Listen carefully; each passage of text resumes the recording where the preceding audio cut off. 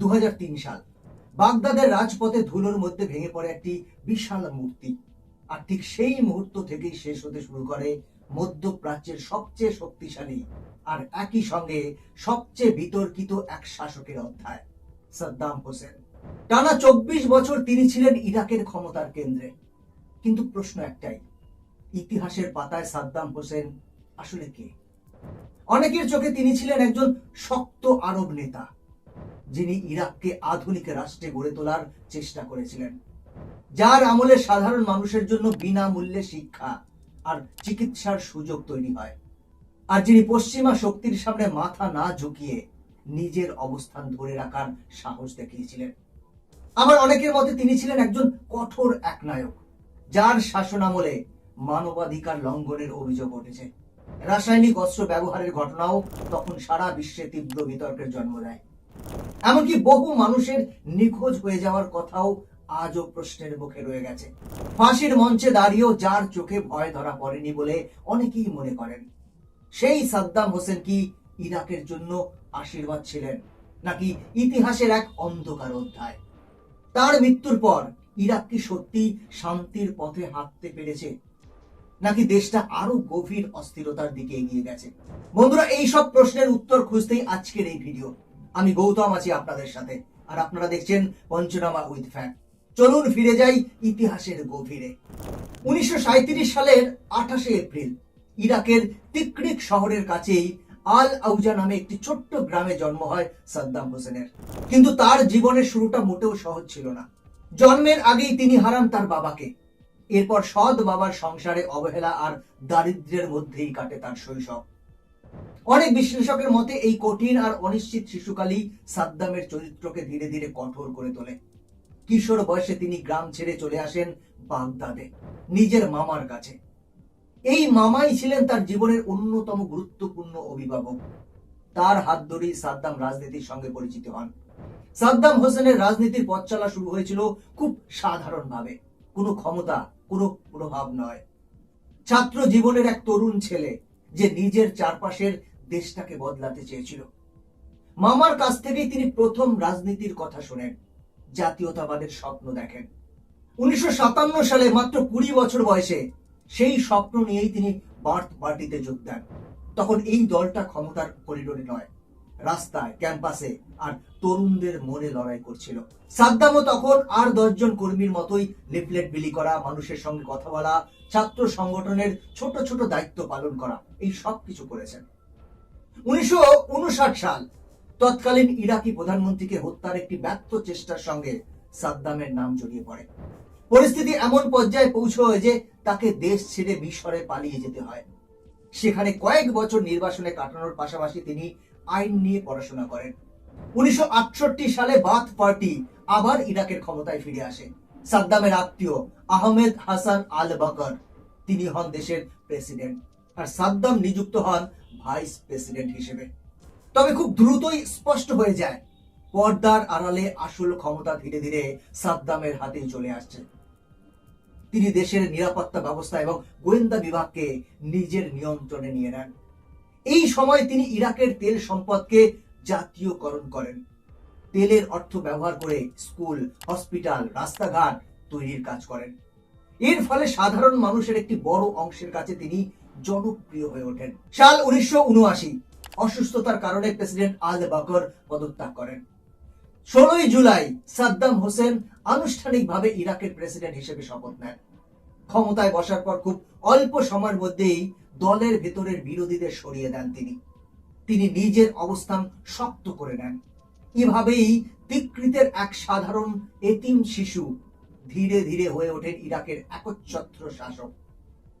1979 সালে প্রেসিডেন্ট হওয়ার পর সাদ্দাম হোসেন প্রথমেই একটি বিষয় নিশ্চিত করতে চেয়েছিলেন, ইরাকে যেন কেউ তাকে চ্যালেঞ্জ করার সাহস না পায়। ক্ষমতা গ্রহণের মাত্র কয়েকদিনের মধ্যেই বার্থ পার্টির এক বৈঠকে তিনি দলের ভেতরের সন্দেহভাজন বিরোধীদের নাম ধরে ধরে সভা থেকে বের করে দেন। ইতিহাসবিদদের মতে এই ঘটনাটি ছিল পুরো দেশের জন্য একটি স্পষ্ট বার্তা, ইরাকের শেষ সিদ্ধান্ত নেবেন সাদ্দাম হোসেনই। তার শাসন ব্যবস্থা ছিল মূলত একদলীয়। বাথ পার্টি ছাড়া অন্য কোনো রাজনৈতিক দলের অস্তিত্ব কার্যত ছিল না। ক্ষমতা ধরে রাখার প্রধান হাতিয়ার ছিল শক্তিশালী গোয়েন্দা সংস্থা এবং নিরাপত্তা বাহিনী। সমালোচকদের মতে সরকারের বিরুদ্ধে কথা বললেই গ্রেপ্তার বা নিখোঁজ হওয়ার আশঙ্কা তৈরি হতো। এই ভয় দীর্ঘ সময় ধরে তার শাসনের ভিত শক্ত করে রেখেছিল। মিডিয়া, সংবাদপত্র এবং টেলিভিশন সবকিছুই ছিল রাষ্ট্রের কড়া নিয়ন্ত্রণে। তবে সাদ্দামের শাসনের আরেকটি দিক ছিল যা অস্বীকার করা একদমই যাবে না। 80-র দশকে তেলের আয় ব্যবহার করে তিনি ইরাকে বড় ধরনের উন্নয়ন কার্যক্রম শুরু করেন। সরকারি পরিসংখ্যান অনুযায়ী এই সময় দেশের সাক্ষরতার হার উল্লেখযোগ্যভাবে বৃদ্ধি পায়। প্রত্যন্ত অঞ্চলে পৌঁছে যায় বিদ্যুৎ, নির্মিত হয় আধুনিক হসপিটাল, নারীদের শিক্ষা ও কর্মক্ষেত্রে অংশগ্রহণও বাড়ে। এই সময়ে ইরাকি মধ্যবিত্ত শ্রেণী অর্থনৈতিকভাবে তুলনামূলকভাবে স্থিতিশীল ছিল। অর্থাৎ সাদ্দামের শাসনের সমীকরণটি ছিল স্পষ্ট: রাষ্ট্র সাধারণ মানুষকে উন্নয়ন এবং নিরাপত্তা দেবে, কিন্তু বিনিময়ে চাইবে নিঃশর্ত আনুগত্য। অনেকের মতে তিনি ইরাককে আধুনিক করেছিলেন ঠিকই, কিন্তু সেখানে মানুষের বাক স্বাধীনতা বা প্রশ্ন তোলার সুযোগ ছিল না। এভাবেই উন্নয়ন আর ভয়, এই দুই হাতিয়ার ব্যবহার করে সাদ্দাম হোসেন তার ক্ষমতাকে একচ্ছত্র করে রেখেছিলেন। 1980 সাল, মধ্যপ্রাচ্যের আকাশে তখন শুধু যুদ্ধের গর্জন নয়, জমে উঠেছে ভয় আর অনিশ্চয়তার কালো মেঘ। একদিকে সাদ্দাম হোসেনের নেতৃত্বে ইরাক, আর অন্যদিকে সদ্য বিপ্লবের মধ্য দিয়ে যাওয়া ইরান, আয়াতুল্লাহ খামেনির নেতৃত্বে। এই দুই প্রতিবেশীদের মধ্যে শুরু হয় বিংশ শতাব্দীর অন্যতম দীর্ঘ এবং রক্তক্ষয়ী সংঘাত, ইরান ইরাক যুদ্ধ।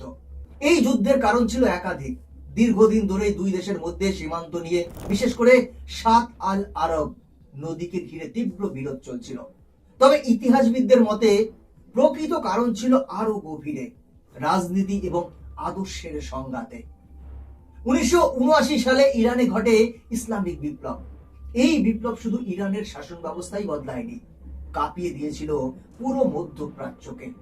সাদ্দাম হোসেন আশঙ্কা করেছিলেন এই ধর্মীয় বিপ্লবের ঢেউ যদি ইরাকের ভেতরে ছড়িয়ে পড়ে, তাহলে তার ধর্মনিরপেক্ষ বাথ পার্টির শাসন টিকবে না। অনেক বিশ্লেষকের মতে নিজের ক্ষমতাকে নিরাপদ করতেই সাদ্দাম আগে ভাগে ইরানকে দুর্বল করার পথ বেছে নেয়। 22 সেপ্টেম্বর 1980 ইরাক সর্বাত্মকভাবে ইরান আক্রমণ করে। সাদ্দাম ধারণা করেছিলেন বিপ্লব পরবর্তী বিশৃঙ্খল ইরানি সেনাবাহিনী খুব দ্রুত ভেঙে পড়বে, কিন্তু বাস্তবতা ছিল একেবারেই ভিন্ন। ইরান প্রবল প্রতিরোধ গড়ে তোলে। যে যুদ্ধ কয়েক সপ্তাহে শেষ হওয়ার কথা ছিল, সেটাই গড়িয়ে যায় টানা 8 বছর। এই যুদ্ধের ভয়াবহতা ছিল কল্পনাতীত। অনেকে একে প্রথম বিশ্বযুদ্ধের সাথে তুলনা করেন। দুই পক্ষেরই লক্ষ লক্ষ সৈনিক এবং সাধারণ মানুষ প্রাণ হারায়। যুদ্ধের শেষ পর্যায়ে ইরাক রাসায়নিক অস্ত্র ব্যবহার করেছিল, এমন অভিযোগ এবং প্রমাণ আন্তর্জাতিক মহলে ব্যাপক বিতর্কের জন্ম দেয়। এই অস্ত্রগুলো আন্তর্জাতিক আইন অনুযায়ী নিষিদ্ধ ছিল। তৎকালীন বিশ্ব রাজনীতির ছবিটাও ছিল জটিল। ইরান তখন কার্যত আন্তর্জাতিকভাবে একঘরে। অন্যদিকে ইরাককে অর্থ, অস্ত্র এবং কূটনৈতিক সহায়তা দিয়েছিল আমেরিকা, ফ্রান্স, সোভিয়েত ইউনিয়ন এবং বেশ কয়েকটি আরব রাষ্ট্র। পশ্চিমা শক্তি এবং উপসাগরীয় রাজতন্ত্রগুলো ইরানের বিপ্লবকে নিজেদের জন্য হুমকি মনে করেছিল, আর সেই বাস্তবতায় সাদ্দাম হোসেনকে তারা এক ধরনের ঢাল হিসেবেই দেখতে চেয়েছিল।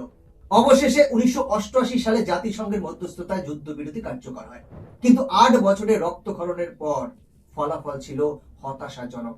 আসলে কারোরই জয় হয়নি, সীমানা প্রায় আগের জায়গাতেই রয়ে যায়। তবে ক্ষমতা সবচেয়ে গভীর হয় ইরাকের ভেতরে। দেশটি অর্থনৈতিকভাবে প্রায় দেউলিয়া হয়ে পড়ে, বিশাল ঋণের বোঝা চেপে বসে। তারপরও দেশের ভেতরে সাদ্দাম এই যুদ্ধবিরতিকে নিজের বিজয় হিসেবে প্রচার করেন এবং সেনাবাহিনীকে আরো বড় শক্তিশালী করেন। অনেক ইতিহাসবিদদের মতে এই যুদ্ধে রেখে যাওয়া অর্থনৈতিক সংকট পরবর্তী সময়ে সাদ্দাম হোসেনকে কুয়েত আক্রমণের পথে ঠেলে দেয়। রাজনীতির রঙ্গমঞ্চে বন্ধু আর শত্রুর সংজ্ঞা যে কত দ্রুত বদলে যেতে পারে, তার সবচেয়ে স্পষ্ট উদাহরণ সম্ভবত সাদ্দাম হোসেন এবং আমেরিকা। আজ যাকে ইতিহাসের অন্যতম বিতর্কিত শাসক হিসেবে দেখা হয়, এক সময় সেই মানুষটি ছিলেন ওয়াশিংটনের জন্য অত্যন্ত গুরুত্বপূর্ণ একজন মিত্র। 80-র দশকে যখন ইরাক ইরান যুদ্ধ চলছিল, তখন আমেরিকার দৃষ্টিতে সাদ্দাম হোসেন ছিলেন একজন কৌশলগত সহযোগী, একজন স্ট্র্যাটেজিক পার্টনার। 1979 সালের ইসলামিক বিপ্লবের পর ইরানকে ঘিরে আমেরিকার উদ্বেগ বেড়ে গিয়েছিল। তারা চাইছিল মধ্যপ্রাচ্যে এমন এক শক্তিকে সামনে আনতে যে ইরানের প্রভাব ঠেকাতে পারবে, আর সেই হিসেবেই সাদ্দাম হোসেন হয়ে ওঠে একটি প্রয়োজনীয় নাম। ইতিহাসবিদদের মতে এই সময় আমেরিকা শুধু রাজনৈতিক সমর্থনই দেয়নি, গোয়েন্দা তথ্য, স্যাটেলাইট ইমেজ এবং কৃষি ঋণের আড়ালে আর্থিক সহায়তাও ইরাকের কাছে পৌঁছেছিল। আন্তর্জাতিক বিশ্লেষকদের ভাষায় নীতিটি ছিল একদমই সরল: শত্রুর শত্রু আমার বন্ধু। কিন্তু 1988 সালে যুদ্ধ শেষ হতেই সমীকরণ সম্পূর্ণ বদলাতে শুরু করে। সাদ্দাম তখন মধ্যপ্রাচ্যের সবচেয়ে বড় সেনাবাহিনীর নিয়ন্ত্রক। তার ক্রমবর্ধমান আত্মবিশ্বাস, উচ্চাকাঙ্ক্ষা এবং আরব বিশ্বের নেতৃত্ব দেওয়ার ইচ্ছা ওয়াশিংটনের জন্য উদ্বেগের কারণ হয়ে দাঁড়ায়। ধীরে ধীরে বাগদাদ আর ওয়াশিংটনের মধ্যে অবিশ্বাসের দেওয়াল গড়ে উঠতে শুরু করে। সবচেয়ে বড় আঘাতটি আসে 1990 সালের অগস্টে। সাদ্দাম হোসেন যখন প্রতিবেশী কুয়েত দখল করেন, তখন আমেরিকার সঙ্গে তার সম্পর্কের শেষ সুতোটিও ছিঁড়ে যায়। যে সাদ্দাম হোসেন ছিলেন আমেরিকার অঘোষিত মিত্র, খুব অল্প সময়ের মধ্যেই তিনি পরিণত হন বিশ্বের চোখে এক বিপজ্জনক এক নায়কে। মাত্র কয়েক বছরের ব্যবধানে একটি করমর্দন কিভাবে টমাহক মিসাইলের আঘাতে বদলে গেল। সাদ্দাম কি আমেরিকার সংকেত ভুল বুঝেছিলেন, নাকি তিনি নিজেই হয়ে উঠেছিলেন নিয়ন্ত্রণের বাইরে? এই প্রশ্নগুলোর উত্তর খুঁজতেই আমাদের এগিয়ে যেতে হবে এক আসন্ন সংঘাতের দিকে, যে যুদ্ধ শুধু একটি দেশ নয়, পুরো পৃথিবীর রাজনীতির মানচিত্র বদলে দিতে চলেছিল। 1988 সালে ইরান ইরাক যুদ্ধ শেষ হওয়ার পর সাদ্দাম হোসেন নিজেকে আরব বিশ্বের একজন বিজয়ী নেতা হিসেবে তুলে ধরেছিলেন, কিন্তু বাস্তব চিত্রটা ছিল সম্পূর্ণ আলাদা। 8 বছরের রক্তক্ষয়ী যুদ্ধে ইরাকের অর্থনীতি প্রায় ধ্বংস হয়ে গিয়েছিল। দেশের কোষাগার তখন প্রায় খালি, আর কাঁধে ছিল বিশাল অঙ্কের ঋণের বোঝা, যার বড় একটি অংশ নেওয়া হয়েছিল প্রতিবেশী দেশ কুয়েতের কাছ থেকে। সাদ্দাম আশা করেছিলেন আরব বিশ্বের নিরাপত্তার জন্য লড়াই করার স্বীকৃতি হিসেবে কুয়েত হয়তো এই ঋণ মওকুফ করে দেবে, কিন্তু কুয়েত সেই প্রস্তাব মানেনি। ঠিক সেই সময় আন্তর্জাতিক বাজারে তেলের দামও কমতে শুরু করে। বাগদাদের অভিযোগ ছিল কুয়েত নির্ধারিত সীমার চেয়ে বেশি তেল উৎপাদন করছে, যার ফলে ইরাকের তেল নির্ভর অর্থনীতি মারাত্মক ক্ষতিগ্রস্ত হচ্ছে। সাদ্দামের দৃষ্টিতে এটি ছিল ইরাকের বিরুদ্ধে এক ধরনের অর্থনৈতিক চাপ। এই তীব্র অর্থনৈতিক সংকটের সঙ্গে যুক্ত হয় রাজনীতির উচ্চাকাঙ্ক্ষা। কিছু পুরনো ঐতিহাসিক নথিতে কুয়েতকে ইরাকের অংশ হিসেবে উল্লেখ করা হয়েছিল। সাদ্দাম এই দাবিকেই নিজের সিদ্ধান্তের পক্ষে যুক্তি হিসেবে ব্যবহার করেন। অনেক বিশ্লেষকদের মতে এখানেই তিনি একটি বড় ভুল হিসাব করেছিলেন। তার ধারণা ছিল একটি আরব দেশের সঙ্গে আরেকটি আরব দেশের বিরোধ পশ্চিমা বিশ্ব, বিশেষ করে আমেরিকা, হয়তো সরাসরি সামরিক হস্তক্ষেপ করবে না, কিন্তু বাস্তবতা ছিল একেবারেই ভিন্ন। 2 আগস্ট 1990 ভোরের অন্ধকারে ইরাকের এলিট রিপাবলিকান গার্ড কুয়েত সীমান্ত অতিক্রম করে। ছোট কুয়েতি সেনাবাহিনী সেই বিশাল সামরিক শক্তির সামনে দাঁড়াতে পারেনি। কয়েক ঘন্টার মধ্যে ইরাকি ট্যাঙ্ক রাজধানী কুয়েত সিটিতে ঢুকে পড়ে। খুব অল্প সময়ের মধ্যেই পুরো দেশটি ইরাকের নিয়ন্ত্রণে চলে আসে, আর কুয়েতের রাজ পরিবার দেশ ছেড়ে পালাতে বাধ্য হয়। বিশ্ব যখন সকালের সংবাদে চোখ রাখছে, ততক্ষণে একটি স্বাধীন রাষ্ট্র কার্যত মানচিত্র থেকে মুছে গেছে। এই আগ্রাসনের প্রতিক্রিয়া ছিল তাৎক্ষণিক এবং তীব্র। জাতিসংঘ দ্রুত ইরাকের নিন্দা জানায় এবং কঠোর নিষেধাজ্ঞা আরোপ করে। আমেরিকা ও তার মিত্ররা মনে করে কুয়েতের নিয়ন্ত্রণ সাদ্দামের হাতে থাকলে তা আঞ্চলিক স্থিতিশীলতা এবং বৈশ্বিক অর্থনীতির জন্য বড় ঝুঁকি তৈরি হতে পারে। আন্তর্জাতিক মহলে এটিকে একটি স্পষ্ট রেড লাইন অতিক্রম হিসেবে দেখা হয়। কুয়েত আক্রমণ ছিল সাদ্দাম হোসেনের জীবনের সবচেয়ে বড় এবং ভয়াবহ সিদ্ধান্তগুলোর একটি। এই এক রাতেই তিনি আন্তর্জাতিক রাজনীতিতে একজন কৌশলগত সহযোগী থেকে পরিণত হয় বিশ্বের প্রধান শত্রুদের তালিকায়। এই সিদ্ধান্ত শুধু ইরাককে আন্তর্জাতিকভাবে একঘরে করেনি, বরং মধ্যপ্রাচ্যের রাজনীতির গতিপথ চিরতরে বদলে দিয়েছে। 2001 সালের 9/11 হামলার পর বিশ্ব রাজনীতির মানচিত্র বদলে যায়। ওয়াশিংটন এবং তার মিত্র দেশগুলো বিশেষ করে যুক্তরাজ্য দাবি করতে থাকে যে সাদ্দাম হোসেন গোপনে বিধ্বংসী অস্ত্র বা WMD তৈরি করছে। সরকারি ভাষ্য অনুযায়ী সাদ্দামের কাছে অ্যানথ্রাক্স এবং নার্ভ গ্যাসের মতো রাসায়নিক ও জীবাণু অস্ত্র থাকতে পারে। গোয়েন্দা তথ্যের বরাত দিয়ে আরো বলা হয় যে সাদ্দাম আফ্রিকা থেকে ইউরেনিয়াম সংগ্রহের চেষ্টা করছেন বলে অভিযোগ তোলা হয় এবং কিছু মোবাইল ল্যাব রয়েছে যেখানে জীবাণু অস্ত্র তৈরি করা সম্ভব। 2003 সালে ফেব্রুয়ারিতে তৎকালীন মার্কিন পররাষ্ট্রমন্ত্রী কলিন পাওয়েল জাতিসংঘে একটি অভিযোগ তুলে ধরেন। তিনি সতর্ক করে বলেন এই অস্ত্রগুলো যে কোনো সময় সন্ত্রাসীদের হাতে চলে যেতে পারে, যা বিশ্বের জন্য একটি বড় হুমকি।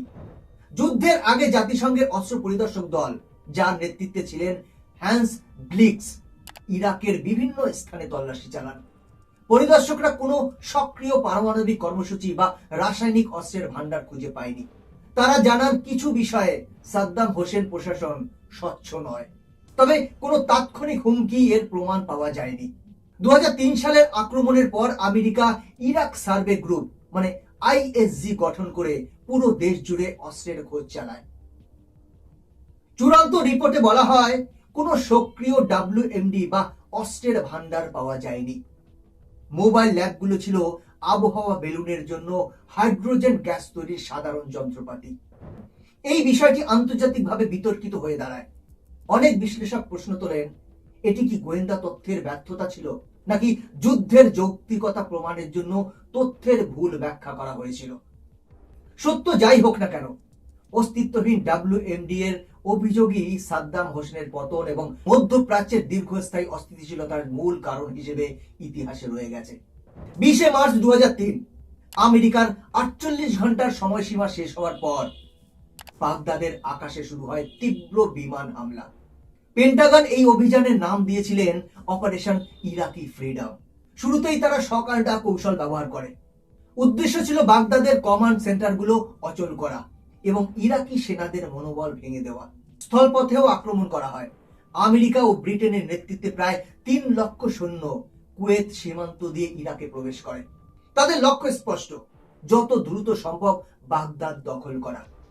দক্ষিণের বসরা এবং অন্যান্য শহরে কিছু প্রতিরোধের মুখে পড়লেও আধুনিক প্রযুক্তির সামনে সাদ্দামের বাহিনী বেশি দিন টিকতে পারেনি। মাত্র 3 সপ্তাহে যৌথ বাহিনী বাগদাদের উপকণ্ঠে পৌঁছে যায়। 9 এপ্রিল 2003 দিনটি ইতিহাসে বিশেষ। বাগদাদের কেন্দ্রস্থলে প্রবেশ করে আমেরিকান মেরিন কমান্ডো বাহিনী। ফিরদৌস স্কোয়ারে সাদ্দামের বিশাল মূর্তিটি উপড়ে ফেলা হয়। এটি হয়ে দাঁড়ায় সাদ্দামের পতনের প্রতীক। সাদ্দাম হোসেন এবং তার শীর্ষ নেতারা আত্মগোপনে চলে যায়। কিন্তু বাগদাদ পতনের সঙ্গে সঙ্গে দেশে অরাজকতা ছড়িয়ে পড়ে। কোনো সরকার বা আইন শৃঙ্খলা রক্ষাকারী বাহিনী নেই। সরকারি অফিস, জাদুঘর, এমনকি সাধারণ দোকানপাট লুট হয়। সাধারণ মানুষ নিরাপত্তা এবং বিদ্যুৎ সংকটে ভুগতে থাকে। একই সময় মার্কিন বিশেষ বাহিনী WMD বা গণবিধ্বংসী অস্ত্র খুঁজতে থাকে, কিন্তু প্রাথমিক অনুসন্ধানে এমন কোনো অস্ত্র পাওয়া যায়নি। যুদ্ধের মূল দাবিটি তখন প্রশ্নের মুখে পড়ে। 1 মে 2003 মার্কিন প্রেসিডেন্ট জর্জ ডব্লিউ বুশ ঘোষণা করেন মিশন অ্যাকমপ্লিশড। কিন্তু বিশ্লেষকরা মনে করেন যুদ্ধ শেষ হয়নি, বরং সাদ্দামের পরে ইরাকে শুরু হয় এক দীর্ঘস্থায়ী বিদ্রোহ এবং রক্তক্ষয়ী গৃহযুদ্ধ। বাগদাদ পতনের পর সাদ্দাম হোসেন প্রায় 8 মাস নিখোঁজ ছিলেন। তাকে খুঁজে বের করতে আমেরিকান বাহিনী একটি বড় তল্লাশি অভিযান চালায়, যার নাম অপারেশন রেড ডন। 13 ডিসেম্বর 2003 তিকরিতের কাছে আট দাওর গ্রামে এক খামারে মাটির নিচে মাত্র 6 ফুট গভীর একটি ছোট্ট গর্তে লুকিয়ে থাকা অবস্থায় সাদ্দাম হোসেনকে খুঁজে পায় আমেরিকান বাহিনী। পরদিন বাগদাদে আমেরিকান প্রশাসক পল ব্লেমার সংবাদ সম্মেলনে ঘোষণা করেন, আমরা তাকে পেয়েছি। সাদ্দামকে গ্রেপ্তার করা হয় এবং উচ্চ নিরাপত্তার কারাগারে রাখা হয়। 2005 সালের অক্টোবর মাসে ইরাকি স্পেশাল ট্রাইব্যুনালে তার বিচার শুরু হয়। তাকে মানবতা বিরোধী অপরাধ, যুদ্ধাপরাধ এবং গণহত্যার অভিযোগে দোষী করা হয়। প্রধান মামলা ছিল 1982 সালে চুদাইল গ্রামে 148 জন গ্রামবাসী হত্যার ঘটনা। আদালতে সাদ্দাম বারবার বিচারকের বৈধতা চ্যালেঞ্জ করেন। তিনি দাবি করেন এই আদালত অবৈধ, কারণ এটি বিদেশি দখলদারদের তৈরি। বিচার প্রক্রিয়া নিয়ে আন্তর্জাতিকভাবে বিতর্ক তৈরি হয়। অ্যামনেস্টি ইন্টারন্যাশনাল এবং হিউম্যান রাইটস অভিযোগ করে বিচার পুরোপুরি নিরপেক্ষ বা আন্তর্জাতিক মান অনুযায়ী হয়নি। তার আইনজীবীদের মধ্যে অনেককেই ক্ষতি করা হয়। দীর্ঘ 1 বছরের বিচার পর্ব শেষে 2006 সালের 5ই নভেম্বর আদালত রায় ঘোষণা করে। দুজাইল গণহত্যার দায়ে সাদ্দাম হোসেনকে দোষী সাব্যস্ত করা হয় এবং মৃত্যুদণ্ড দেওয়া হয়। সাদ্দাম শান্তভাবে রায় শোনেন, তবে শেষ পর্যন্ত তিনি নিজের অবস্থানে অনড় ছিলেন। এই রায়ের মাধ্যমে শেষ হয় তার দীর্ঘ শাসনকাল এবং ইরাক এগিয়ে যায় ইতিহাসের এক বিতর্কিত এবং রক্তক্ষয়ী অধ্যায়ের দিকে, সাদ্দামের ফাঁসি। 2006 সালের 30শে ডিসেম্বর ঈদুল আজহার দিন বাগদাদের ভোরের আলো ফোটার আগেই ঘটে এক ঐতিহাসিক ঘটনা। কড়া নিরাপত্তার মধ্যে সাদ্দাম হোসেনকে ফাঁসির মঞ্চে নিয়ে যাওয়া হয়। হাতে কোরআন, মুখে কালেমা শাহাদাত। মৃত্যুর মুখোমুখি দাঁড়িয়েও তিনি ছিলেন শান্ত। ফাঁসির সেই দৃশ্যটি গোপন মোবাইলে ধারণ করে বিশ্বজুড়ে বিতর্ক সৃষ্টি করে। অনেকে ভেবেছিলেন সাদ্দামের মৃত্যুর পর ইরাকে শান্তি ফিরে আসবে, কিন্তু বাস্তবতা ভিন্ন। দেশটি দ্রুত ডুবে যায় শিয়া সুন্নি দাঙ্গা এবং পরবর্তীতে আইসিসের উত্থানে। আজ বাগদাদের রাজপথে সাদ্দামের বিশাল মূর্তিগুলো নেই, কিন্তু যুদ্ধের ক্ষত, দুর্নীতি এবং রাজনৈতিক অস্থিরতা এখনো সাধারণ মানুষকে প্রতিনিয়ত তাড়া করে বেড়াচ্ছে। সাদ্দাম নেই, কিন্তু তিনি যে শূন্যতা রেখে গেছেন, আধুনিক ইরাক আজও তা পূরণ করতে পারেনি। বন্ধুরা, সাদ্দামের গল্প থেকে আমরা বুঝলাম ইতিহাস কখনো সাদা কালো নয়। ক্ষমতা, যুদ্ধ এবং মানুষের সিদ্ধান্ত সব মিলিয়েই ইতিহাস গড়ে। বন্ধুরা, সব শেষে আপনাদের কাছে একটি প্রশ্ন: ইতিহাসের পাতায় আপনারা সাদ্দাম হোসেনকে কোথায় রাখবেন? তিনি কি ছিলেন একজন নিষ্ঠুর স্বৈরাচার বা একনায়ক, যিনি নিজের ক্ষমতা টিকিয়ে রাখতে হাজার হাজার মানুষ হত্যা করেছেন? নাকি তিনি ছিলেন এক আরব জাতীয়তাবাদী নেতা বা রাষ্ট্রনায়ক, যিনি পশ্চিমা সাম্রাজ্যদের চোখে চোখ রেখে শেষ পর্যন্ত লড়াই করে গেছেন? সাদ্দাম হোসেনকে কি আপনি হিরো মনে করেন নাকি ভিলেন? কমেন্ট করে জানাবেন। বন্ধুরা, আজকের ভিডিও এখানেই শেষ করছি। এরকমই ইনফরমেটিভ ভিডিও দেখার জন্য চ্যানেলটিকে সাবস্ক্রাইব করে বেল আইকনটি প্রেস করে রাখবেন। দেখা হচ্ছে পরবর্তী ভিডিওতে। ভালো থাকবেন, সাথে থাকবেন।